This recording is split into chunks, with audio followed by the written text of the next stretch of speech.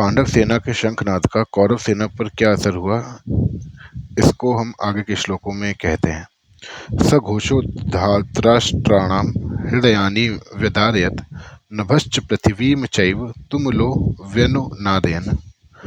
और पांडव सेना के शंखों के उस भयंकर शब्द ने आकाश और पृथ्वी को भी गुंजाते हुए अन्यायपूर्वक राज्य हड़पने वाले दुर्योधन आदि के हृदय विदीर्ण कर दिए।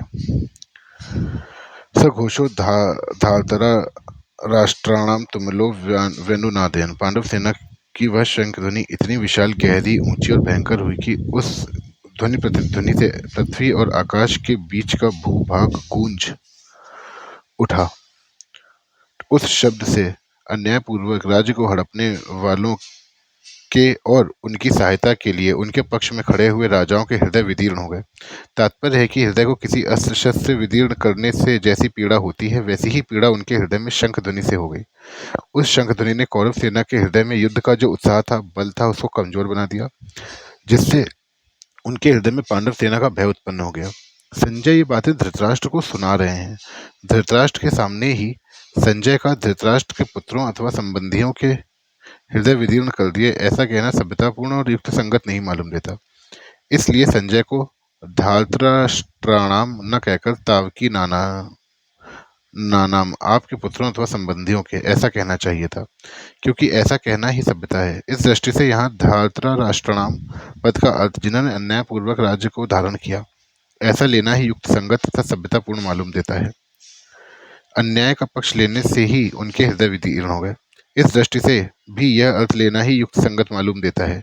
यहाँ शंका होती है कि कौरवों की 11 अक्षौहिणी सेना के शंख आदि बजे तो उनके शब्द का पांडव सेना पर कुछ भी असर नहीं हुआ, पर पांडवों की 7 अक्षौहिणी सेना के शंख बजे तो उनके शब्द से कौरव सेना के हृदय विदीर्ण क्यों हो गए।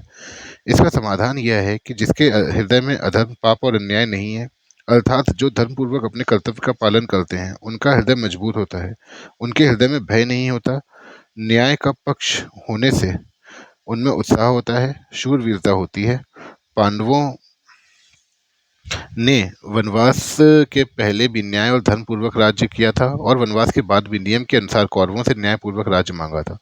अतः उनके हृदय में भय नहीं था, प्रत्युत उत्साह था, शूरवीरता थी। तात्पर्य है कि पांडवों का पक्ष धर्म का था। इसी कारण कौरवों की 11 अक्षौहिणी सेना के बाजों के शब्द का पांडव सेना पर कोई असर नहीं हुआ। परंतु जो अधर्म, पाप, अन्याय आदि करते हैं, उनके हृदय स्वाभाविक ही कमजोर होते हैं। उनके हृदय में निर्भयता, निशंकता नहीं रहती।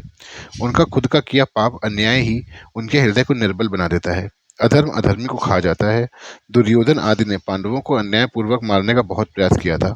उन्होंने छल कपट से अन्यायपूर्वक पांडवों का राज्य छीना था और उनको बहुत कष्ट दिए थे। इस कारण उनके हृदय कमजोर, निर्बल हो चुके थे।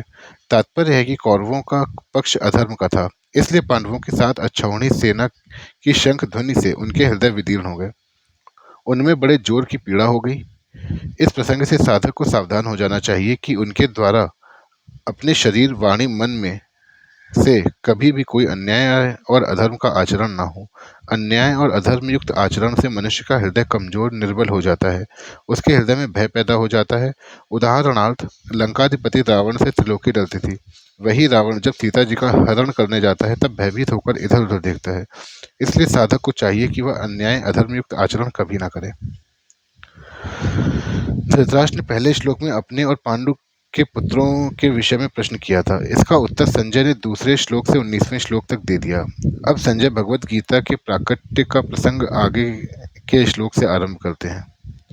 अथ व्यवस्थिता दृष्ट्वा धार्तराष्ट्रान् कपिध्वजा प्रवृत्ते शस्त्र संपाते धनुरध्यम पांडवा ऋषिकेशम तदा वाक्यमिदमाह महीपते।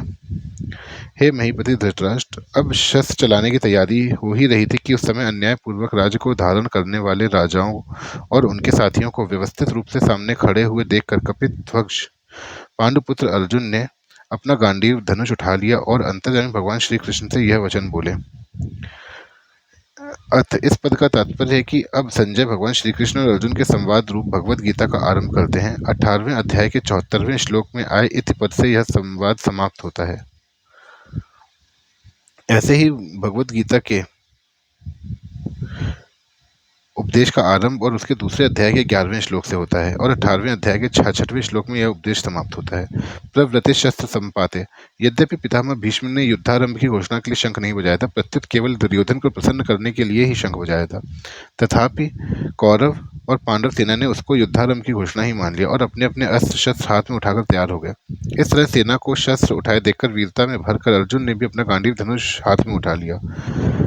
व्यवस्थितान धार्तराष्ट्रान दृष्ट्वा। इन पदों से संजय का तात्पर्य है कि जब अपने पुत्र दुर्योधन आपके पुत्र दुर्योधन ने पांडवों की सेना को देखा तब वह भागा भागा द्रोणाचार्य के पास गया, परंतु जब अर्जुन ने कौरवों की सेना को देखा तब उनका हाथ सीधे गांडीव धनुष पर ही गया। धनुरुद्यम्य। इससे मालूम होता है कि दुर्योधन के भीतर भय है और अर्जुन के भीतर निर्भयता है, उत्साह है, वीरता है। कपिध्वजा। अर्जुन के लिए कपिध्वज विशेषण देकर संजय धृतराष्ट्र को अर्जुन के रथ की ध्वजा पर विराजमान हनुमान जी का स्मरण कराते हैं। जब पांडव वन में रहते थे तब एक दिन अकस्मात वायु ने एक दिव्य सहस्त्र दल कमल लाकर द्रौपदी के सामने डाल दिया। उसे देखकर द्रौपदी बहुत प्रसन्न हो गई और उसने भीमसेन से कहा कि वीरवर आप ऐसे बहुत से कमल ला दीजिए। द्रौपदी की इच्छा पूर्ण करने के लिए भीमसेन वहां से चल पड़े। जब वे कदली वन में पहुंचे तब वहां उनकी हनुमान जी से भेंट हो गई। उन दोनों की आपस में कई बातें हुई। अंत में हनुमान जी ने भीमसेन से वरदान मांगने के लिए आग्रह किया तो भीमसेन ने कहा कि मेरे पर आपकी कृपा बनी रहे। इस पर हनुमान जी ने कहा कि हे वायुपुत्र, जिस समय तुम बाण और शक्ति के आघात से व्याकुल शत्रुओं की सेना में घुसकर सिंहनाद करोगे, उस समय मैं अपनी गर्जना से उस सिंहनाद को और बढ़ा दूंगा। इसके सिवाय अर्जुन के रथ की ध्वजा पर बैठकर मैं ऐसी भयंकर गर्जना किया करूंगा जो शत्रुओं के प्राणों को हरने वाली होगी, जिससे तुम लोग अपने शत्रुओं को सुगमता से मार सकोगे। इस प्रकार जिनके रथ की ध्वजा पर हनुमान जी का विराजमान है उनकी विजय निश्चित है। पांडवा। धृतराष्ट्र ने अपने प्रश्न में पांडवा पद का प्रयोग किया था, अतः धृतराष्ट्र को बार बार पांडवों की याद दिलाने के लिए संजय 1:14 में और यहाँ पांडवा शब्द का प्रयोग करते हैं। ऋषिकेशम तदा वाक्यमिद महामहीपते। पांडव सेना को देखकर दुर्योधन तो गुरु द्रोणाचार्य के पास जाकर चालाकी से भरे हुए वचन बोलता है, परंतु अर्जुन कौरव सेना को देखकर जो जगत गुरु है, अंतर्यामी है, मन बुद्धि आदि के प्रेरक है, ऐसे भगवान श्री कृष्ण से शूरवीरता, उत्साह और अपने कर्तव्य से भरे हुए वचन बोलते हैं। सेनयोरुभयोर्मध्ये रथम स्थापय में च्युत यावदेतान्निरीक्षेऽहं योद्धुकामानवस्थितान् कैर्मया सह योद्धव्यमस्मिन्नरणसमुद्यमे। हे अच्युत, दोनों सेनाओं के मध्य में मेरे रथ को खड़ा कीजिए जब तक मैं खड़े हुए इन युद्ध की इच्छा वालों को देख न लूं कि इस युद्ध रूप में उद्योग में मुझे किन किन के साथ युद्ध करना योग्य है। दोनों सेनाएं जहां युद्ध करने के लिए एक दूसरे के सामने खड़ी थी, वहां उन दोनों सेनाओं में इतनी दूरी थी कि एक सेना दूसरी सेना पर बाण आदि मार सके। उन दोनों सेनाओं का मध्य भाग दो तरफ से मध्य था। एक सेना जितनी चौड़ी खड़ी थी उस चौड़ाई का मध्य भाग और दोनों सेनाओं का मध्य भाग, जहां से कौरव सेना जितनी दूरी पर खड़ी थी उतनी ही दूर पर पांडव सेना। ऐसे मध्य भाग में रथ खड़ा करने के लिए अर्जुन भगवान से कहते हैं, जिससे दोनों सेनाओं को आसानी से देखा जा सके।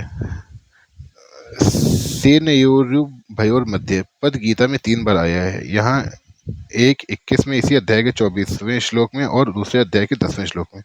3 बार आने का तात्पर्य है कि पहले अर्जुन शूरवीरता के साथ अपने रथ को दोनों सेनाओं के बीच में खड़ा करने की आज्ञा देते हैं, पहले अध्याय का 21वां श्लोक।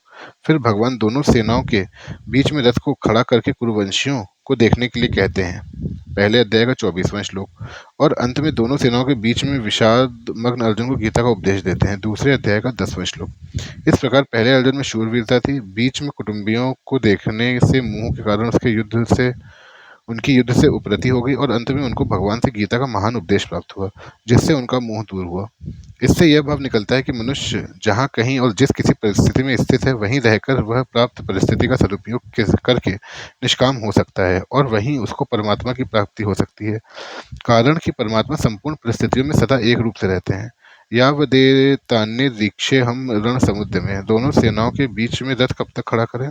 इस पर अर्जुन कहते हैं कि युद्ध की इच्छा को लेकर कौरव सेना में आए हुए सेना सहित जितने भी राजा लोग खड़े हैं, उन सबको जब तक मैं देख ना लूं तब तक आप रथ को वहीं खड़ा रखिए। इस युद्ध के उद्योग में मुझे किन किन के साथ युद्ध करना है, उनमें कौन मेरे समान बल वाले हैं, कौन मेरे से कम बल वाले हैं और कौन मेरे से अधिक बल वाले हैं, उन सबको मैं जरा देख लूं। यहाँ तो कामान पद से अर्जुन कह रहे हैं कि हमने तो संधि की बात ही सोची थी, पर उन्होंने संधि की बात स्वीकार नहीं की, क्योंकि उनके मन में युद्ध करने की ज्यादा इच्छा है। अतः उनको मैं देखूं कि कितने बल को लेकर वे युद्ध करने की इच्छा रखते हैं।